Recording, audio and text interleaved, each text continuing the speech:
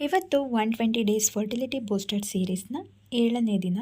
ಇವತ್ತಿನ add on goal outside food completely banned, ಅಂದರೆ packed, junk, oily, processed food ಇದನ್ನೆಲ್ಲ stop ಮಾಡಬೇಕು.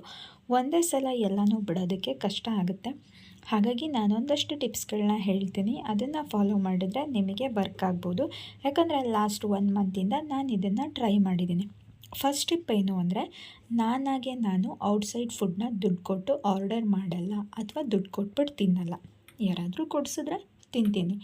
ಆವಾಗ ನೀವು ದುಡ್ಡು ಕೊಟ್ಟುಕೊಂಡು ತಿನ್ನೋದು ಬಂದಾಗುತ್ತೆ. ಅಲ್ಲಿಗೆ ಅರ್ಧ ಪ್ರಾಬ್ಲಮ್ ಸಾಲ್ವ್. ನೆಕ್ಸ್ಟ್ ಟಿಪ್ ಏನು ಅಂದರೆ, ವಾರದಲ್ಲಿ ಪರ್ಟಿಕ್ಯುಲರಾಗಿ ಒಂದಿನ ಮಾತ್ರ ತಿಂತೀನಿ ಅಂತ ಫಿಕ್ಸ್ ಮಾಡ್ಕೊಳ್ಳಿ. ನೀವು ಅಂದ್ಕೊಂಡಿರೋ ದಿನ ಯಾರಾದರೂ ಕೊಡಿಸಿದ್ರೆ ಓಕೆ, ನೀವಿವತ್ತು ಮಾತ್ರ ತಿನ್ನೋದು ಅಂತ ಅವತ್ತಿಗೆ ಕಾಯ್ಕೊಂಡು ಕೂತು ಯಾರೂ ಕೊಡಿಸಲ್ಲ. ಹಾಗಾಗಿ ಇನ್ನೊಂದು 30% ಪ್ರಾಬ್ಲಮ್ ಸಾಲ್ವ್. ಹಾಗೂ ಕೊಡಿಸೋರಿದ್ದಾರೆ ಅಂದರೆ ಪರ್ಟಿಕ್ಯುಲರಾಗಿ ಇಂಥದ್ದನ್ನು ಮಾತ್ರ ತಿಂತೀನಿ ಅಂತ ಕಂಡೀಷನ್ ಹಾಕಿ.